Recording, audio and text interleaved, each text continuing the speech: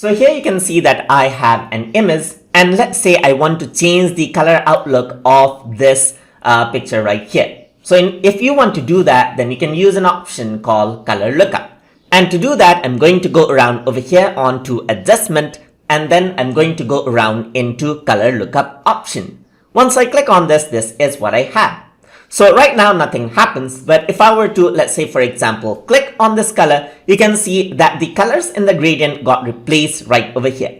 So the bright areas, as you can see, is replaced by the tones right here, and the dark areas by here. I can go around and then change this out right here on the gradient, and you can see that now these are the bright areas, these are the dark areas.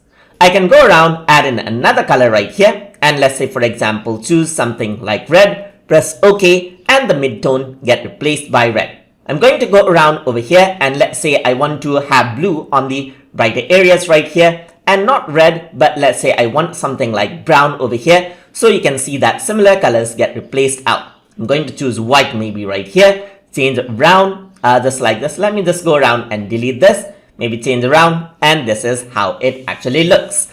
And similarly, I can choose around other color ranges, the other gradients over here as well. And similarly, the left side actually affects out the darker tones, while the right side affects the brighter tones, as you can see. And you can manually adjust in the way you want, just like this. And that is how you can actually use around the color.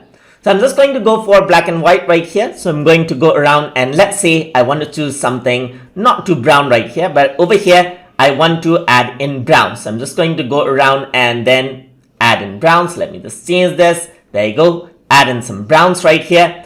And then over here around on this section, let's say I want to go for a bit of green right here, just like this.